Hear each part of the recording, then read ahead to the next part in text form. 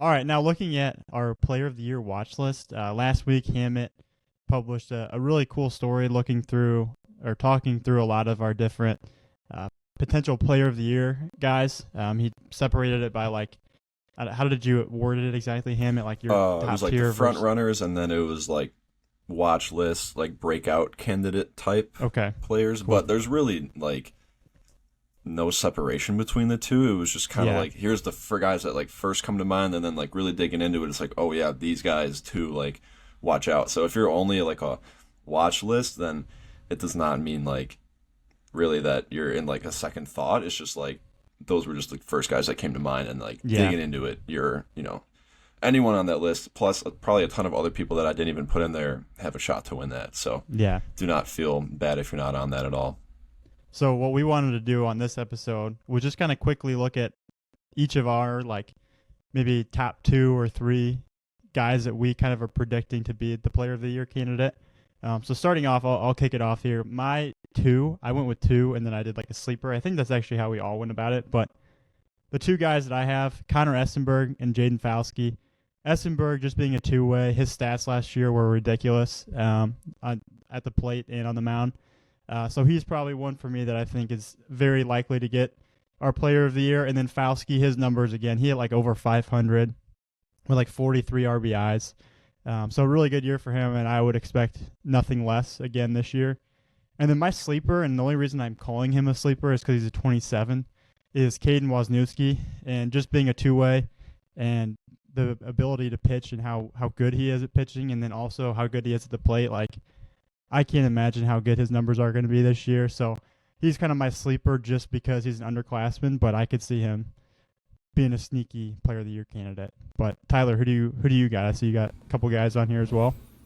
Yeah, I think with mine, you're going to see a similar theme and something we weigh when we all go through the numbers and all the stats at the end of the year. We take into account the schedule you played, right? Are you playing really good teams? Did you put up numbers against really good teams, or did you kind of have a weak schedule, right? So my two names right off the bat are Joe Chirotto down at Edwardsville and Enzo Infelice at Providence Catholic, right?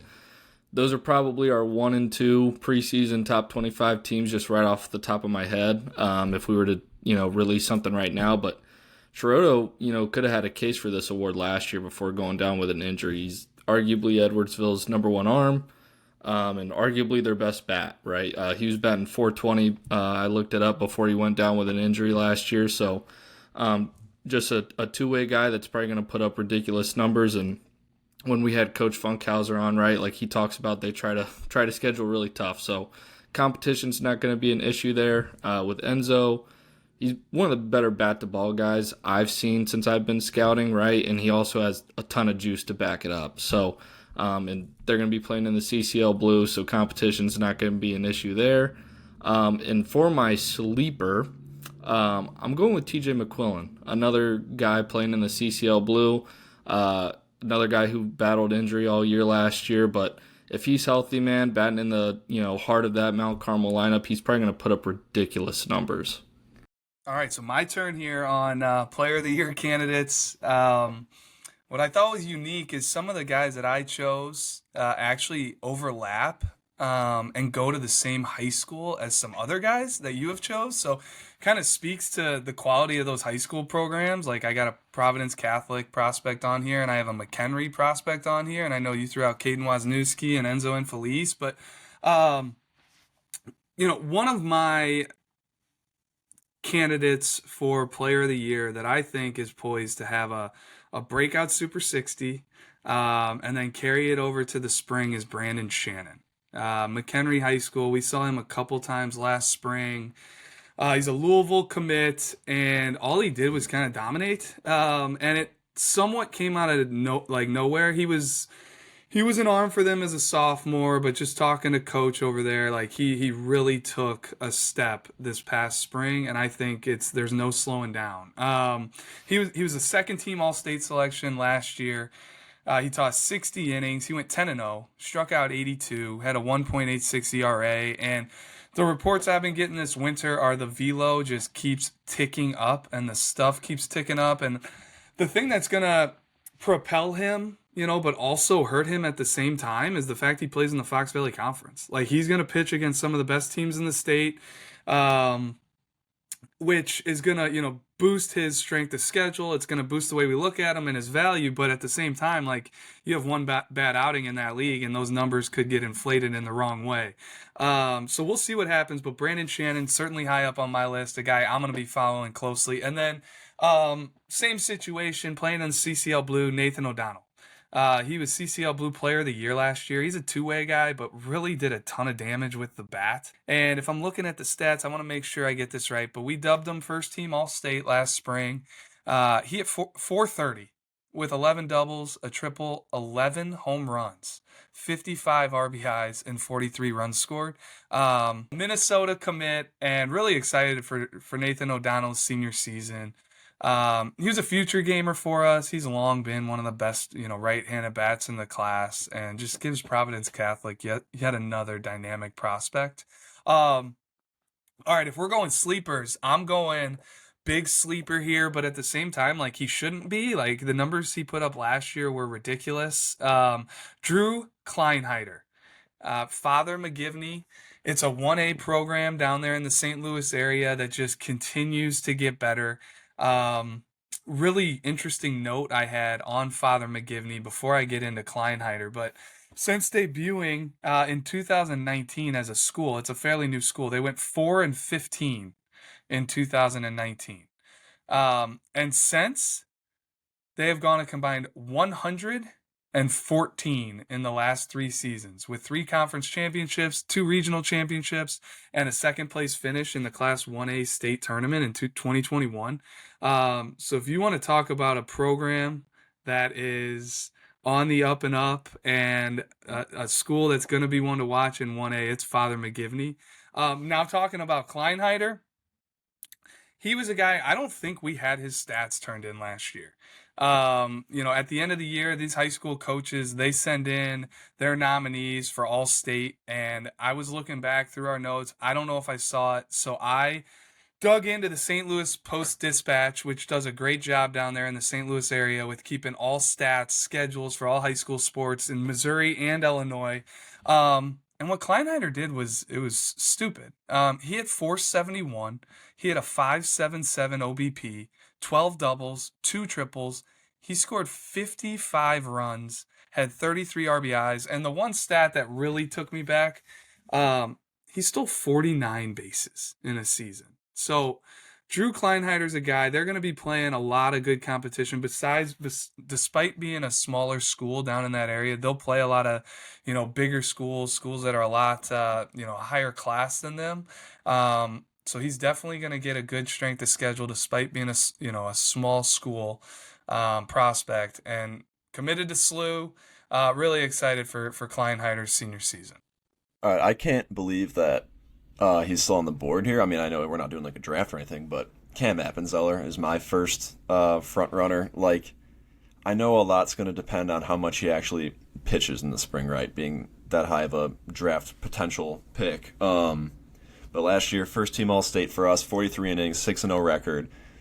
He struck out 85 people in 43 innings, only walked 15, only gave up 4 earned runs all year. So, I mean, he is.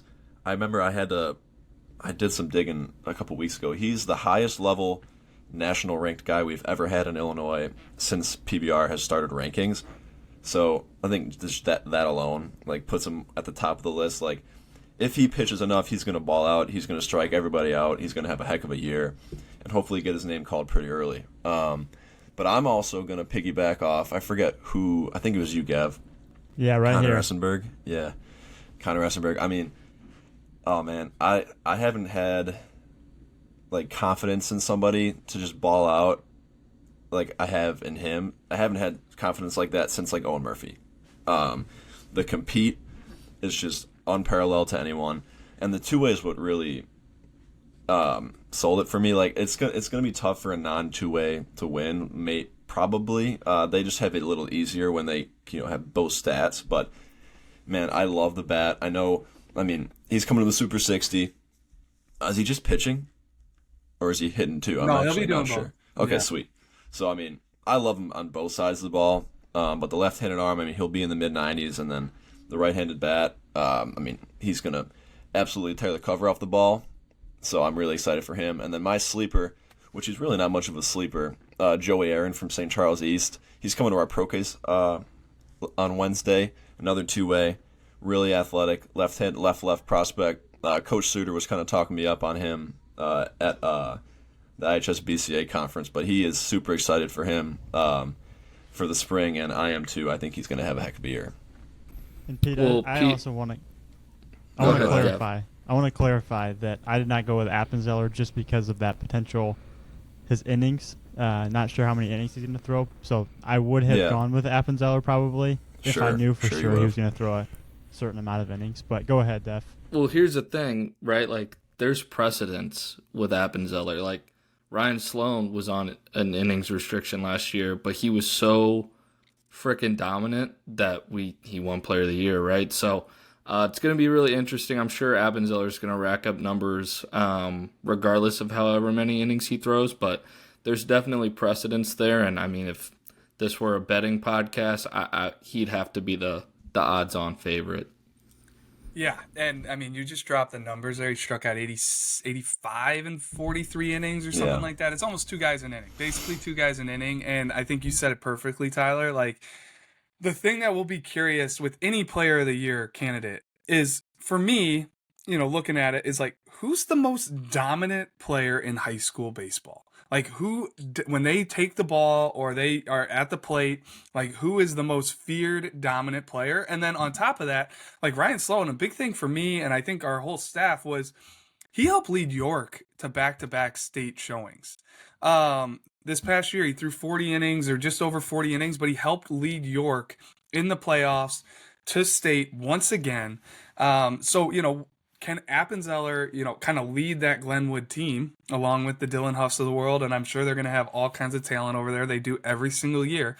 But what can they do in the postseason? Can he bring them, to the state finals? So it'll be, I think that goes for anybody on this list, the Providences of the world, the Edwardsville, players we chose, but the McHenry players, can they make it to state? So very, very excited for the spring though.